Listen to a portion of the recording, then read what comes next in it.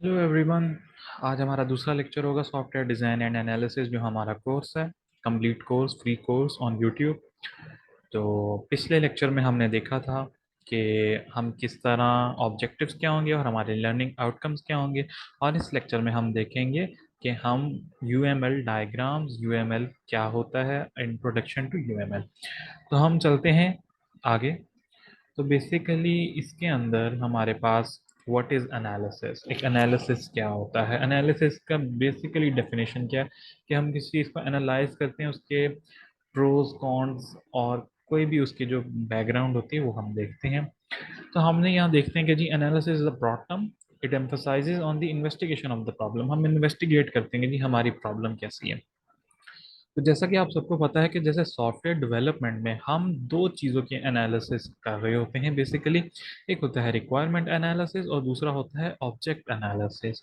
अब requirement analysis क्या होता है कि जी हमारा जो सिस्टम है, वो जो सिस्टम हमने बनाना है, वो क्या एक given requirement, set of requirements को मीट कर रहा है या नहीं कर रहा। और ऑब्जेक्ट एनालिसिस होता है is the investigating the object in a domain to discover information important to meet the requirements.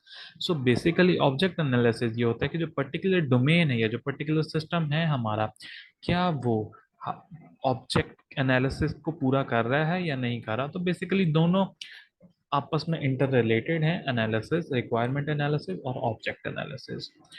तो हम आगे मूव ऑन करते हैं, हम आगे देखते हैं व्हाट इज डिजाइन। डिजाइन क्या होता है, देखिए हमने अपने सिस्टम का देख लिया कि हमारा सिस्टम में उसका एनालिसिस क्या है। हमने दो चीज़ों का एनालिसिस कर लिया उसकी। अब हम देखेंगे जी हमने एनालिसिस कर लिया, अब डिज़ाइन क्या होगा उस सिस्टम का। अब design emphasizes a conceptual solution that fulfills the requirement. A design is not an implementation, although a good design can be implemented when it is complete. So basically हम देखते हैं कि जो डिज़ाइन में हमारे पास कोई कॉन्सेप्चुअल सोल्यूशन है, कोई हमने सिस्टम अपनी रिक्वायरमेंट्स हमें मिली, हमने उसका कॉन्सेप्चुअली कोई डिज़ाइन अपने माइंड में कोई पेपर वर्क पे बना लिया। तो डिज़ाइन के कुछ सबसेट्स भी होते हैं, जैसे architectural design, object design, database design. कि मतलब हमने सोच लिया कि जी इस सिस्टम का ये वाली चीज़ यहाँ पे होगी, ऑब्जेक्ट यहाँ पे होगा, डेटाबेसेस की यहाँ पे होगी। तो मैं उम्मीद करता हूँ आपको कोई ये चीज़ें टर्म समझ आ रही होंगी। अगर नहीं समझ आ रही तो ज़रूर कमेंट में अपना क्यूरी लिखिएगा, मैं ज़रूर आंसर करूंगा उसको। अच्छा, moving on, analysis and design. Analysis क्या होता है, do the right thing. Analysis है कि जो हमने काम करना है वो सही करें। और डिज़ाइन क्या होता है कि जो हम डिज़ाइन बना रहे हैं, जो भी चीज़ बना रहे हैं, सिस्टम बना रहे हैं, उसको ठीक करें। ठीक है। अच्छा, मूविंग ऑन, हम देखते हैं इसमें object orientation. Basically object oriented modelling and design is a way of thinking about problems using models organized around real world concepts. We organize software as a collection of discrete objects that incorporate both data structure and behavior. So basically हमारा जो overall जो भी चीज़ें हम एक reality based या programming based कर रहे होते हैं, वो ऑब्जेक्ट ओरिएंटेड होती हैं, उनमें ऑब्जेक्ट्स होते हैं, हम फिर आगे मूव ऑन करते हैं उसके अंदर। तो यही चीज़ इसमें लिखी हुई है। इस स्लाइड में सिर्फ इतना ही एक्सप्लेन किया गया है कि हमने अपना जो ऑब्जेक्ट ओरिएंटेड एनालिसिस है या डिज़ाइन है उसको कैसे करना है। और मैंने आपको पहले भी बता दिया है, और अब भी मैं इसमें थोड़ा सा मैं सिर्फ एक एग्जांपल दे रहा हूँ। जैसे ऑब्जेक्ट ओरिएंटेड एनालिसिस कैसे करना है कि लाइब्रेरी इंफॉर्मेशन, एक सिस्टम आपके पास सिस्टम बना हुआ है, उसमें कॉन्सेप्चुअली ऑब्जेक्ट्स क्या होंगे, बुक हो सकता है, लाइब्रेरी हो सकता है, तो ये वाली चीज़ें हो सकती हैं। ठीक है। और उसके डिज़ाइन में हम क्या हो रहा होता है कि जो कोलैबोरेशंस हो रही होंगी, जैसे कि get chapter method, get title, get book, इस तरह की चीज़ें आ रही होंगी। ठीक है। तो ये बेसिकली बहुत सिंपल सी चीज़ें हैं, लेकिन फिर भी अगर आपको नहीं समझ आती तो ज़रूर कमेंट बॉक्स में बताएगा। अच्छा, हम देखते हैं कि फ्रॉम एनालिसिस टू इम्प्लीमेंटेशन। अब आपने एक चीज़ का एनालिसिस किया, जब तक आप एनालिसिस नहीं करेंगे तब तक आप डिज़ाइन नहीं बना सकते, जब तक डिज़ाइन नहीं बनेगा तब तक आप कोड कंस्ट्रक्शन नहीं कर सकते। तो एक बेसिकली हायरार्किकली हम उसको शो किया हुआ है इधर। अच्छा, और इसमें भी कुछ भी नहीं है, इसमें सिर्फ इतना सा हमें एक्सप्लेन किया गया है कि जी हमारे पास कोई फ्लाइट इंफॉर्मेशन सिस्टम है तो उसमें क्या चीज़ें होंगी, कि जैसे प्लेन होगा, फ्लाइट होगी, पायलट को होगा। अब डिज़ाइन में इसकी क्या होगी कि जी हम कहते हैं कि जी उसमें जी गेट फ्लाइट हिस्ट्री, कि भाई जितनी भी फ्लाइट्स आ रही हैं उनकी हिस्ट्री हमें दिखाओ। और इम्प्लीमेंटेशन वाइज इसमें क्या होगा कि जी हम कहते हैं जी प्लेन की क्लास होगी जावा में, जिसमें भी आप लैंग्वेज में कह रहे हैं। ठीक है। तो हमने कहा जी ये जो हमें ब्लूप्रिंट्स चाहिए जो हम पीछे देखते आ रहे हैं, ये जो हमने देखा जी डिजाइन एनालिसिस इम्प्लीमेंटेशन, ये हमें क्यों चाहिए? क्योंकि हम डायरेक्ट कोड की तरफ नहीं जा सकते। आपको कहा जाए कि जी आपने ये वाला सिस्टम बनाना है, कोई भी रैंडमली सिस्टम आपको कहा जाता है, स्टूडेंट मैनेजमेंट सिस्टम कहा जाता है, आप डायरेक्ट कोड नहीं कर सकते जब तक आपके पास कोई ब्लूप्रिंट्स ना हो।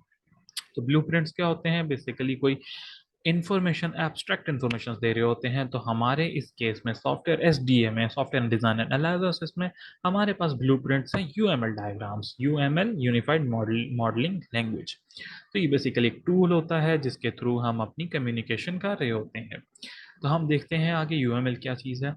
अब यूएमएल क्या है? Is a language for specifying, visualising, constructing and documenting the artefacts of a software systems as well as for the business modeling and other non-software system।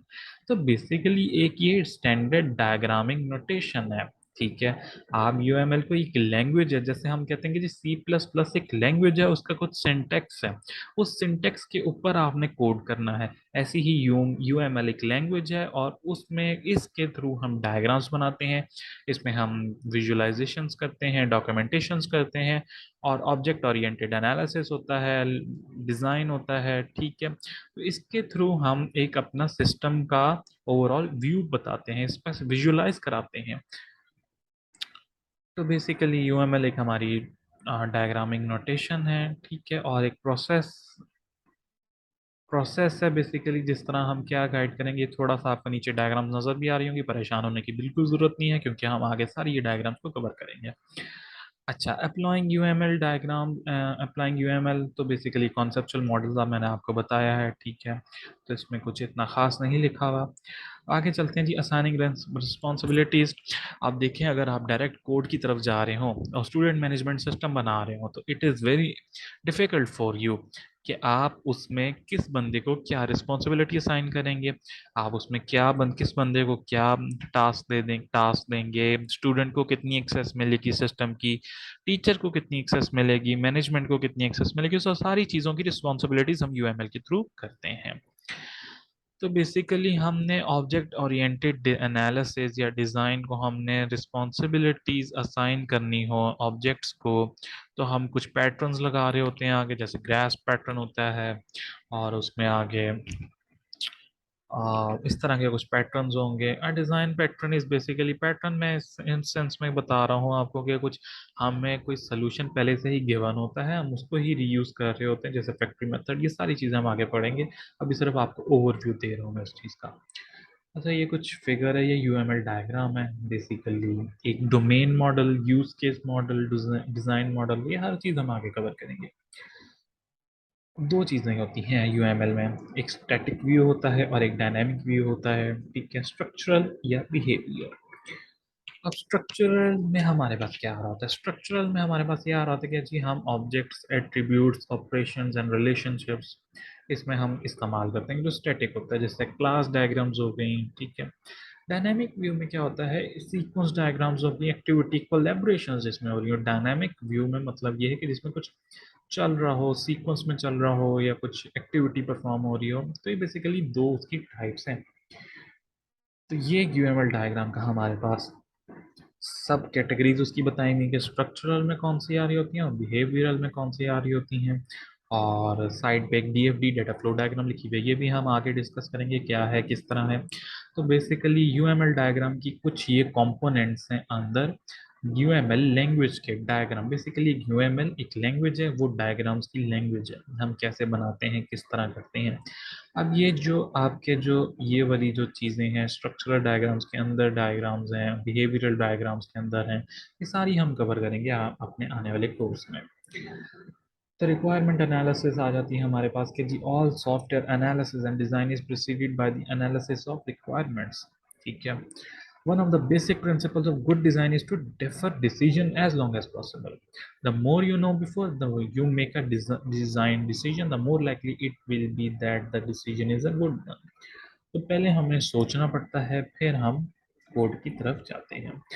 तो बेसिकली हम एक यूज केसेस होते हैं, इसमें कुछ यूनिफाइड प्रोसेसेस होते हैं, कुछ नेसेसरी स्किल्स आ जाती हैं इसमें, पैटर्न्स जैसे मैंने अभी आपको बताया, तो बेसिकली ये कुछ आउटलाइंस में आपको डिफाइन कर रहा हूँ कि यूएमएल में किस तरह की होंगी, कि जैसे कुछ की स्टेप्स होंगे, पहले यूज केसेस होंगे, फिर डोमेन मॉडल होता है, फिर इंटरेक्शन डायग्राम्स हम देखेंगे, हम क्लास डायग्राम्स को भी देखेंगे, हम कुछ टास्क भी करेंगे related to use case, domain model, interaction, class diagram वगैरह। ठीक है, और हम इसमें देखेंगे कि जी यूज केस क्या डिफाइन कर रहा होता है। ठीक है, और इसके अलावा हम देखेंगे जो डोमेन मॉडल क्या डिफाइन कर रहा होता है। इसके अलावा हम कुछ डोमेन मॉडल की एग्जांपल दी हुई है। डोमेन मॉडल कुछ भी नहीं है, हमने डेटाबेस में जैसे एक हमने ईयर डायग्राम पढ़ी थी जिधर ऑब्जेक्ट्स को रिलेशन के साथ हमने मिलाया होता है, ये वैसे ही कुछ उस तरह की है, लेकिन थोड़ी सी चेंजेस हैं इसमें ज़रूर हैं। तो ये बेसिकली डोमेन मॉडल है, ये हम सारी चीज़ें आगे कवर करेंगे। तो इंटरेक्शन डायग्राम्स को भी देखेंगे जी, एक सिस्टम में मैसेजेस का फ्लो कैसे चल रहा होता है हमारे पास, कि एक सिस्टम अगर मैसेज भेजता है विद इन द कंपोनेंट्स अपने भेजता है तो किस तरह चल रहा होता है, वो भी देखेंगे हम। ये कुछ आपको इंटरेक्शन डायग्राम्स है, जैसे अगर हम डाइस गेम की बात करें तो हमने प्ले का फंक्शन कॉल करते हैं। तो पहले हम जब प्ले करेंगे तो सबसे पहले आपको पता है कि अगर डाइस गेम में हमें रोल करना पड़ता है डाइसिस को, पहले रोल होगा फिर हम आगे चलेंगे, मूव ऑन करेंगे। तो ये बेसिकली कुछ इस तरह की चीज़ें हैं, ये हम आगे मूव ऑन करके ज़रूर देखेंगे। और इसके अलावा ये हमारे पास कुछ इसमें क्लास डायग्राम्स के स्टेप्स लिखे हुए हैं, और बाकी इसमें परेशान होने की कोई ज़रूरत नहीं है। ये मैंने सिर्फ यूज़ केसेस के बारे में आपको, या यूएमएल डायग्राम्स के अंदर जितनी चीज़ें आती हैं उनके बारे में मैंने सारा गाइड किया आपको, कि इसके अंदर हमने क्या क्या चीज़ लेके आनी है, कैसे बनानी है, और हम किन किन चीज़ों से लेके अपना एक सिस्टम का बहुत अच्छी डॉक्यूमेंटेशन बनाएंगे। तो बेसिकली आज के लेक्चर में इतना ही था। हम आगे मूव ऑन करेंगे, अपनी डायग्राम यूएमएल को कैरी ऑन करेंगे, जिसमें हम हर कंपोनेंट्स को, डायग्राम्स को देखेंगे और उसकी एग्जांपल्स के थ्रू हम उनको सॉल्व करेंगे। तो आई होप कि आपको इसकी ये वीडियो पसंद आई होगी। लाइक और सब्सक्राइब करना ना भूलेगा, और इसको शेयर भी करना ना भूलेगा अपने दोस्तों और फ्रेंड्स के साथ। Okay, thank you.